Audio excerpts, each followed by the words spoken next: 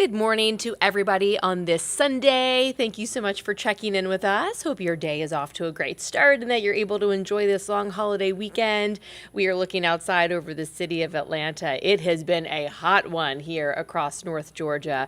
Hope that you're staying safe, but getting out and enjoying it a little bit. I'm Megan Packer here with Atlanta News First, and we'll check in with First Alert meteorologist Courtney Jacobazzi coming up here in just a minute. We know you've got those outdoor plans today, tomorrow into the 4th, so we are tracking those temperatures for you so you know when you and the family can get outside for that cookout and when you may need to be dodging some rain showers or possibly some storms. But here's a check of some of the stories that we are on top of for you today. If you joined us earlier this morning for Atlanta News First from 7 to 9, you saw that we were out at Piedmont Park at the Peachtree Junior Race.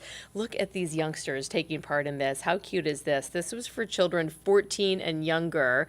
They were out there with their parents braving the heat and the humidity. At least it was early. This was at about 8:30 this morning.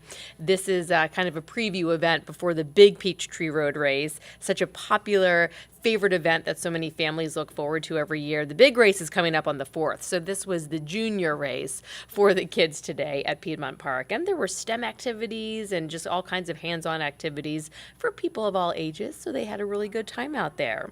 And it is the 4th of July weekend, of course, so we have to talk about fireworks safety. Look at this demonstration that we see every year from firefighters, but it is such a good reminder about the importance of being safe with fireworks.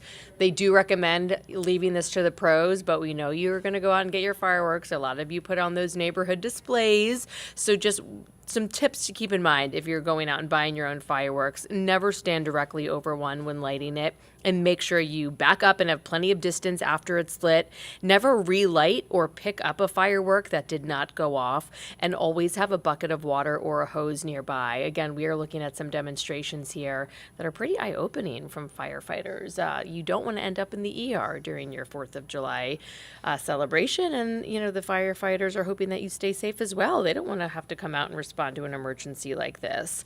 If you were hoping to get to the Chattahoochee River to cool off this long weekend, just a heads up, the National Park Service is extending the closure of part of the river after they got some water quality tests back. The area that is now closed because of E. coli is from the Chattahoochee Nature Center down to the East Palisades Whitewater Creek unit.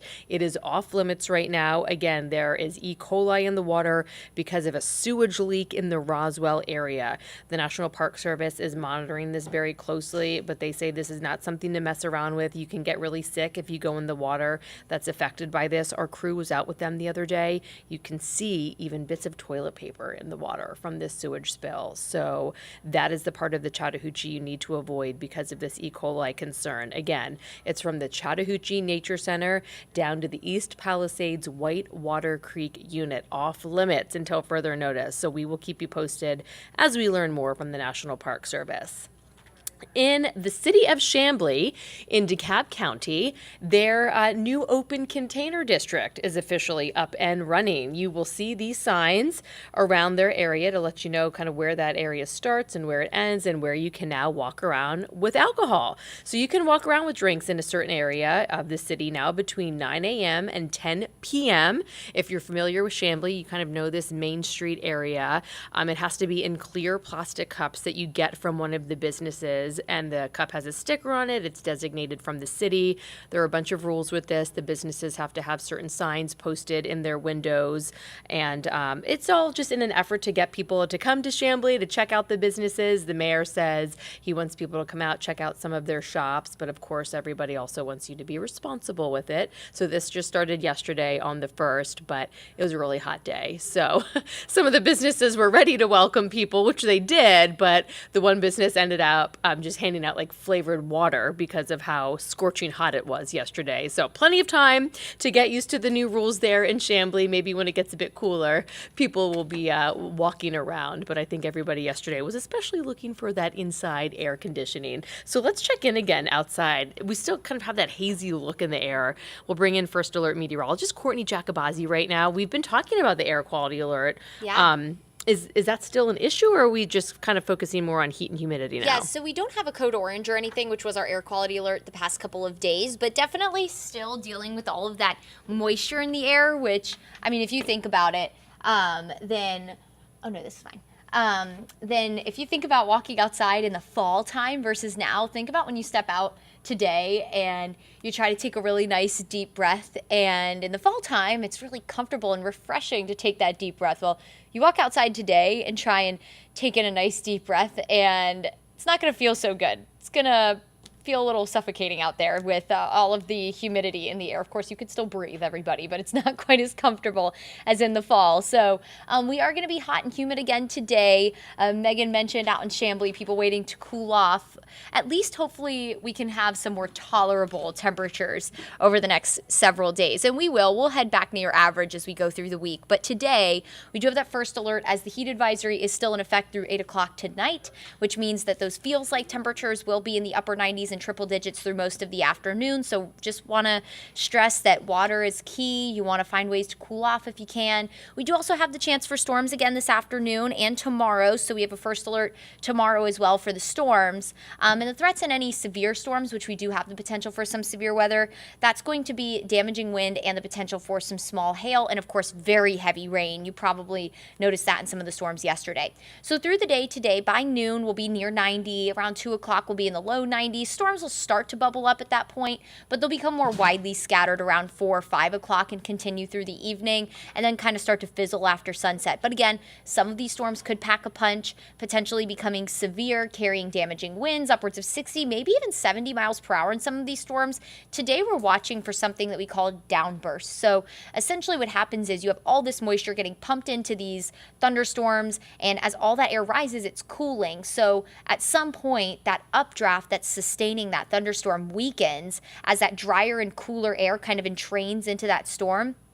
And the thunderstorm essentially collapses, and that can create really dangerous straight line wind gusts. So we'll be watching for that today. I don't think that's going to happen in every thunderstorm, but nonetheless, that can cause trees to come down. So that's something we'll be watching in any of those storms that fire up today. A level 2 of 5 for our far northern counties. Otherwise, you're in a level 1, which just means isolated to scattered severe storms possible. Gusty wind, heavy rain, and small hail will be the threats. And tomorrow, we're all under that level 1. So we do continue that first alert for tomorrow.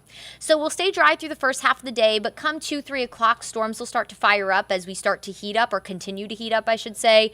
Now, this model, no models really have been doing good. I said it this morning, I have trust issues with these models. They really have not been doing a good job. But nonetheless, with the heat of the day, naturally is going to come showers and thunderstorms this time of year. So I think after 3 o'clock, that's when we'll watch for a few scattered showers and thunderstorms. Again, some with the potential to become severe. Notice 6 o'clock, we could be watching for something more linear to move in. So later this evening, we could have some of those more linear features of showers and storms roll in from the north and push through. And those could very well become severe. Maybe a few showers into tomorrow morning. Some models are hinting very early tomorrow morning. We could have some thunderstorm activity in far north Georgia, but I think that should stay below severe limits. And then as we head into 5 o'clock tomorrow evening, same song and dance, showers and thunderstorms will be possible. We'll have kind of a boundary set up, it seems like, along I-20, and that will allow for some scattered showers and storms with, again, temperatures in the low 90s tomorrow.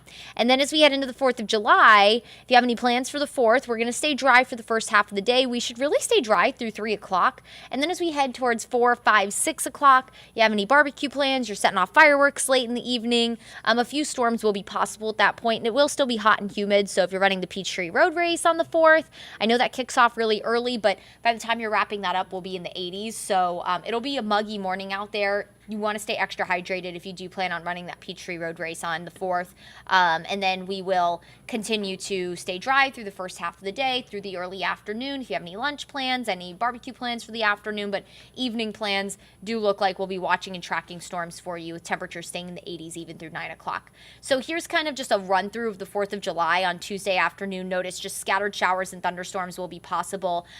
This is more than likely going to change. Timing and placement is definitely to be determined. But we just assume that we're going to have the chance for scattered showers and thunderstorms for the afternoon and evening on the 4th as we really continue into a summer-like pattern, which essentially means diurnal heat of the day, showers and thunderstorms, and hot for the afternoons. So first alert today and tomorrow. Today for the heat and the storms because of those dangerous feels like temperatures. Tomorrow simply for the storms, although we will still be hot. It will still feel a little warmer than 94 degrees.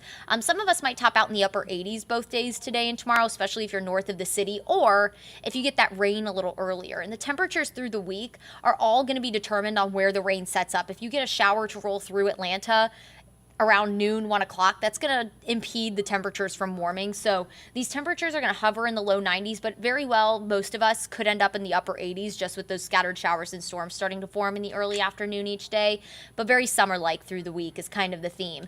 Friday and Saturday, we're actually going to have a front approach the area. So as that front gets closer, that will increase our coverage of rain. Models aren't in agreement on that just yet, but either way, it does look like our rain chances could increase by the end of the week, which will keep our temperatures closer to average, which is 89 for this time of year.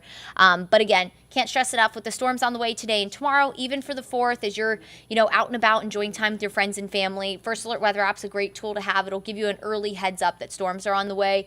So then you can maybe kind of slide inside for your plans until the storms pass. Good rule of thumb, when thunder roars, head indoors, let the storm kind of pass, and then you can head back outside as you're enjoying your time out on the water, out in the backyard, by the pool, at the parks across the area. Just a good reminder as we head into the summer months, especially with the stormy afternoon that very well could be on the way for the day today.